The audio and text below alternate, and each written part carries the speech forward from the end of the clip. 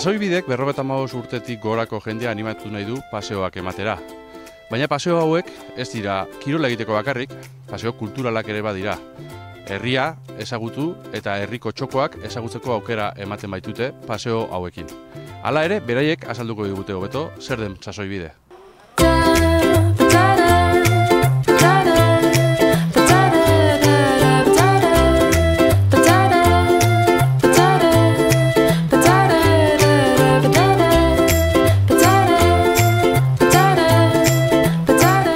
Margari Gorrotxategikin gaude, Sasoibideko, ez dakit, sortzaileetako bat esan geike zarela, ez da? Zelan sortu zen, zelan etorri zitzaizuen Sasoibide sortzeko ideia hori? Izan zen ikastaro bat egin gendun bizipoz, arrasaten zala pixkat jubilazioen aurrean ze jarrera edo, eta izan zen oso kurioso, ikastaroa zen teorikoa, baina gero proiektu bat egin bergendun. Eta proiektua gu etorri gara entzutea, eta ez, baina, eta zeren proiektua, jende ezberdina geunden, alkarri ez gendun ezautzen askok, eta zuen gustoko zerbaitena. Gu gustokoa eta hasi buelta, gu gustau eta inberdeguna da pasiatu. Pasioan inguruan, pasio saludables edo alako zerbait, eta egin gendun proiektotxo bat, irtera pare bat egin gendun, baina, gure papeleta baita gendun. Eta gero, gure ikastaro eman ziguten bineskak, eiderrek eta beak, deitu ziguten, zuek badago beka bat emprendedores seniors, Madriden, eta presentatu zazue zuen proiektua. Venga, guria ze, bai, aukera dauzkazue, oso interesgarria, baina ez da ez, animatu, ez daukazu ezer galtzeko, eta hori egia da, bidali gendun, bidaltzeko pixka gehiago idatzi behar zan, eta forma pixka gehiago eman, eta nun handik hilabetera aukeratuak izan ginela, finalistas.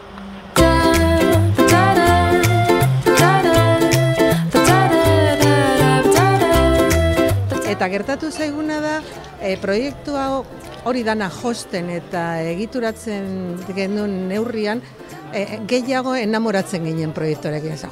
Honek aukera asko dauzka eta gainean dezakegu horrela, hasi edazan ibiltzea. Baina gero ez ibiltzea beste norbaitekin, orduan bakardadea aparte. Ibiltzea, baina ez pausu bat eta ez pixkat posturalak, baina batetik aurrea, importantea gorputza zaintzea.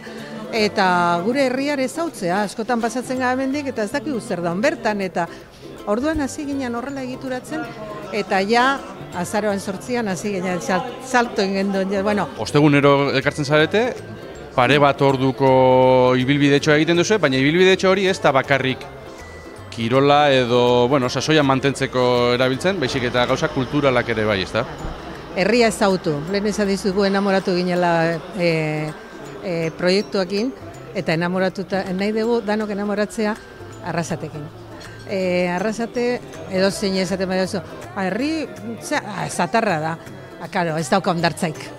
Itxasua dauka, baina ez dauka, eta orduan nola ez, baina badakizu, ze balore dauden, ze magauza egiten diren, gertatzen da ez dakiguna. Eta orduan hasi gara gu aztertzen, adibidez gaur egon gara ereinda janen, taldean egondan jende asko ikusi gabe zeukan denda. Proiektua zer dan ere jakin gabe. Aurreko baten Ekiloren egon ginen, egon gara garaia parke teknologikoan, eta orduan horrek begia zabaltzen dizkizu, gehiago begiratzen dizu ingurua, eta enteratzen zara herrian zen mugimendu dauden.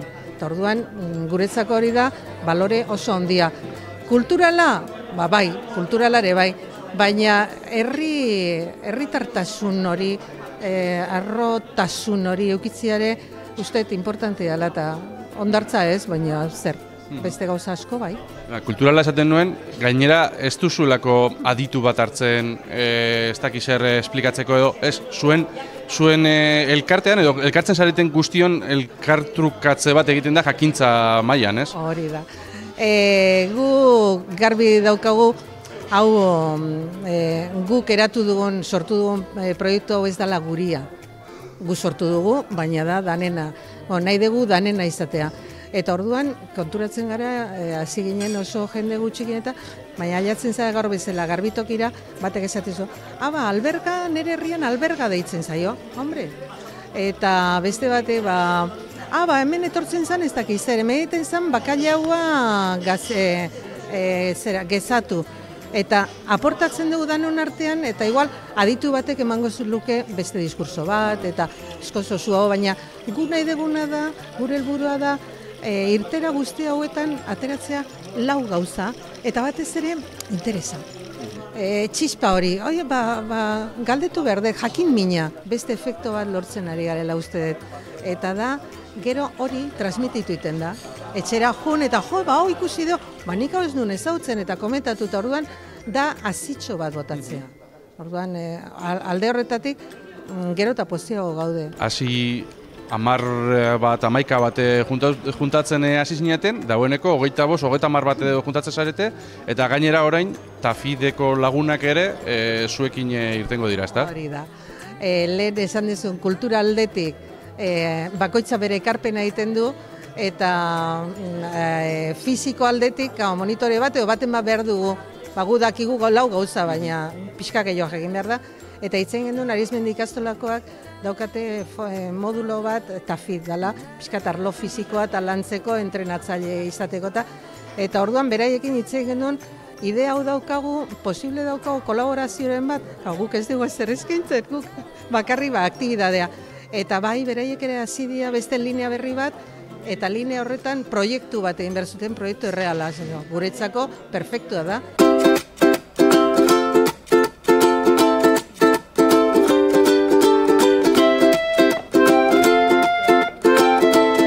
Eta hemen gaude, bidai honetako bi pertsonaje diferenterekin, esan geik ez, Tafideko bi ikasle diek, Imets eta Jokin. Bueno, zer itzen dabe Tafideko bi ikaslek sasoibidekin lanian edo ez dakit, zertan zabitzen? Bueno, gure iragaleak esan zuzkun sasoibideko proiektu hau dauela martxan, eta etortzen diela pertsona ezberdinak pasoak egitera, jente berrisa esautzeko eta nola paseoatu edo gomendioak emateko, eta Xabine presentatu zuzkun guri proiektua eta interesgarria iruditu jakun, eta ontsa klasien gabit lanien, gomendioak nola jun eta zeinekin jun eta barreko doak itxeko, lesioak ekiditzeko. Eta horrekin lortzen dugu fisiko aldetik eta adin trukaketa. Konturatzen bazara gizarte honetan gero eta gehiago gaude, hemen jubilatuak, hemen ez dakit gurasuak, hemen gaztetxuak, hemen umiak, bakoitza bere esparrutan. Eta importantia da elkar bizitza hori. Eta hori desagertzen ari da. Orduan, guk garbi ikusten dugu, eta mutila hauek gustora handiela, geure bai, eta kaletik elkar ikusten dugunean, agur esango digute, eta geukere, behitu hori etorri zitzaigun, edo daukazu, bestela aukiko ez genuke kontaktu bat. Ostegunero elkartzeko asmotan zaudete, Biteri plazan betik, eta gero hortikan ibilbide desberdinak egiten dituzue. Euria egin, hotza egin, edo dana alako egin. Bai, hala da. Eta gainera daukagu irteratan, pentsatzen gendun hasieratik diseinatuta daukagu horrela, irtera sorpresaren bat. Azkenean arrasatek dauzka ibilbideak, naiz eta asko asmatu, errepikatu berretugu behin baino gehietan.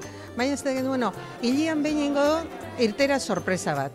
Eta izango da, adibidez, bat prestatuta daukagu, eta izango da igual Aretxabaletara joan oinez, autobusian, bertan ikusi altxor pare bat, hitzegin da daukagu norke erakutsi berdizki honetan, eta gero bueltatu oinez.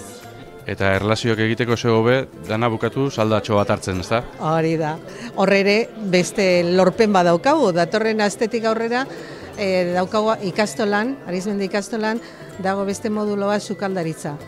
Haiekin ere hitzein dugu, eta posible izango litzake horrela saldatxua, bukatua, hau bukatzen dugunean, bertan espazio ere badokate, eta baiezkoa posible dela, orduan, baina hau oso importantea da, harreman berriak egiteko, paseoan ere egiten dira, ikusi baduzue, baten ondoan zoaz, urrengoan aurrekoekin, urrengoan atzekoekin, eta hau da, patxaran harreman hori pixka gehiago sendotzeko, eta hemendik ikusten gendun, pertsona batzuk, igual bakardadea edo norekin irten edo, bada posible, zu, haingo dugu gaur egin dugun bueltatxoa bihar edo beste egun baten sortu daitezke.